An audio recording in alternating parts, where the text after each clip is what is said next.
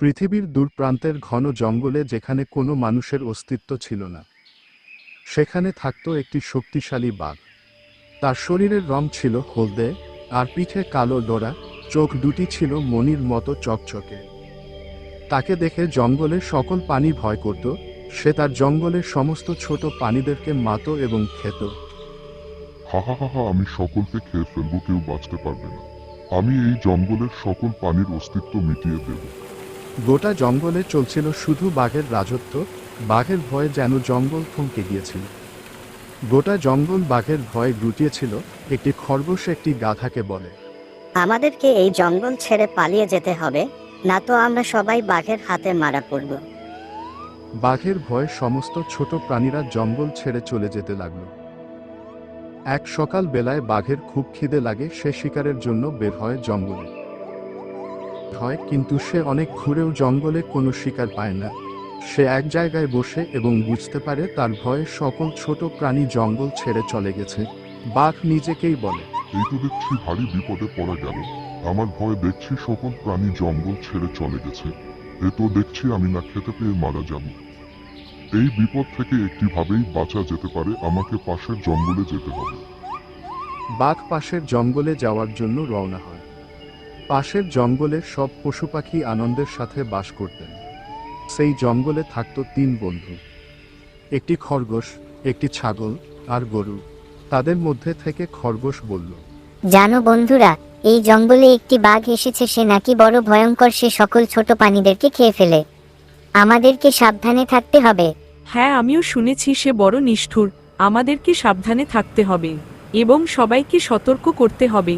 জানো, সবাই জঙ্গলের সতর্ক হয়ে চলে। কিন্তু সবাই সতর্ক হওয়ার সত্ত্বেও বাঘ জঙ্গলের ছোট প্রাণীদেরকে শিকার করতে থাকে। বাঘের ভয় যেন জঙ্গলে দিনকে দিন বাড়তে থাকে। এই তো দেখছি ভারী বিপদে পড়া গেল। বাঘ তো দেখছি আমাদের সকলকে খেয়ে ফেলবে। জঙ্গলে সকল প্রাণীকে বলো একসাথে একটি আলোচনা করতে। হ্যাঁ, তুমি ঠিকই বলেছ। আমাদেরকে এই বিষয় নিয়ে একটি আলোচনা করা দরকার, না তো আমরা সকলে মারা পড়ব। কথা মতো জঙ্গলের সমস্ত পশু পাখি এক জায়গায় হয় আলোচনা করার জন্য। এই বাঘ আমাদের জঙ্গলের সকল প্রাণীদেরকে মেরে ফেলবে। এই বাঘ যে জঙ্গলে আগে ছিল সেখানকার সমস্ত প্রাণীকে মেরে ফেলেছিল। হ্যাঁ, তুমি ঠিকই বলেছ। আমি ওই ঘটনা শুনেছি। আমাদেরকে এই বাঘের হাত থেকে বাঁচার উপায় খুঁজতে হবে। কিন্তু আমাদের এই বিপদ থেকে রক্ষা করবে কে? আমাদের এমন একজনকে দরকার যে আমাদের এই বিপদ থেকে রক্ষা করতে পারবে। আমি জানি এই বিপদ থেকে কে আমাদের রক্ষা করতে পারবে। এই বিপদ থেকে আমাদেরকে শুধু শিয়াল উদ্ধার করতে পারবে। তার মাথার প্রচুর বুদ্ধি, সে তার বুদ্ধি দিয়ে একটি উপায় বের করতে পারবে। তাহলে চলো আমরা সবাই মিলে শিয়ালের কাছে সাহায্য চাইতে চাই। তারা সবাই মিলে শিয়ালের কাছে যাবার জন্য রওনা দেয়। তারা সবাই শিয়ালের কাছে পৌঁছে শিয়ালকে গুহার ভেতর থেকে ডাকতে থাকে। শিয়াল গুহার ভেতর থেকে বাইরে এলো এবং তাদেরকে জিজ্ঞাসা করল, কি হয়েছে? এই তো দেখছি সমস্ত দল আমার কাছে একসাথে।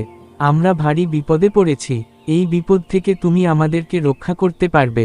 তুমি বাঘের বিষয়ে শুনেছ, ওই বাঘ সকলকে খেয়ে ফেলবে। ওই বাঘের হাত থেকে আমাদেরকে তুমি বাঁচাতে পারবে। আচ্ছা, আমি তোমাদের ওই বাঘের হাত থেকে বাঁচাবো। তাহলে শুনো, তোমাদেরকে যা যা করতে হবে। শিয়াল তাদেরকে সব কথা বলল বাঘের সামনে গিয়ে কি কি করতে হবে। শিয়াল যা যা বলেছিল সেই সব কথা শোনার পর জঙ্গলের কোনো প্রাণী বাঘের সামনে যেতে চাইল না। এ তো দেখছি ভারী বিপদ। জঙ্গলের কোন প্রাণী বাঘের সামনে যেতে চাইছে না। আমাদের 3 জনকেই কিছু করতে হবে। আমাদের 3 জনকেই বাঘের সামনে যেতে হবে। অবশেষে তারা 3 জন মিলেই বাঘের কাছে যাওয়ার সিদ্ধান্ত নেয়। তারা 3 জন মিলে বাঘের কাছে রওনা দেয়। তারা যখন বাঘের কাছে পৌঁছায় তখন বাঘ পাথরের উপর বসে ছিল। তাদেরকে দেখে বাঘ মনে মনে খুশি হয়ে বলে, এ তো দেখছি মেঘনা চাইতে জল। আমাকে শিকারে যেতে হবে না, সবগুলো আমার কাছেই এসেছে দেখছি। তখন খরগোশ তাকে বলে, বাঘ ভাই, তুমি এত শক্তিশালী, কিন্তু জানো আমাদের জঙ্গলে একটি রাজা আছে। সে খুব দুর্বল একটি সিংহ। তাকে মেরে তুমি যদি রাজা হতে পারো তাহলে তোমাকে আর শিকারে যেতে হবে না। তোমার জন্য অন্য প্রাণীর শিকার করে নিয়ে আসবে। এই কথা শুনে বাঘ মনে মনে খুশি হলো এবং তাদেরকে বলল, তোমরা ঠিকই বলেছ, আমি এত শক্তিশালী আর ওই সিংহ আমার শক্তির সাথে পারবে না। আমি ওই সিংহকে মেরে এই বনের রাজা হব, তারপরে এই বনে শুধু চলবে আমার রাজত্ব। বাঘ সিংহকে মারতে চলে গেল সেখানে থেকে। সিংহ একটি ফাঁকা মাঠে দাঁড়িয়েছিল, তখন সেখানে বাঘ আসে। বাঘ সিংহকে বলে, আমি এই জঙ্গলের সবথেকে শক্তিশালী প্রাণী, আমি তোমাকে মেরে ফেলব এবং এই জঙ্গলের রাজা হব। সিংহ বাঘের কথা শুনে তার উপর খুব রেগে যায়। তবে রে বদমাশ বাঘ, তুই আমাকে ধমকাস বনের রাজাকে, তোকে আমি এক্ষুনি মেরে ফেলব। এই বলে তাদের দুজনের মধ্যে লড়াই লেগে যায়, সে এক ভীষণ লড়াই। অবশেষে বাঘ এই লড়াইয়ে পরাজিত হয়, সিংহ তাকে হত্যা করে। বাঘের মৃত্যুর খবর শুনে সবাই খুশি হয় এবং আনন্দে নাচতে শুরু করে, তারা সবাই এই বাঘের হাত থেকে নিস্তার পায়।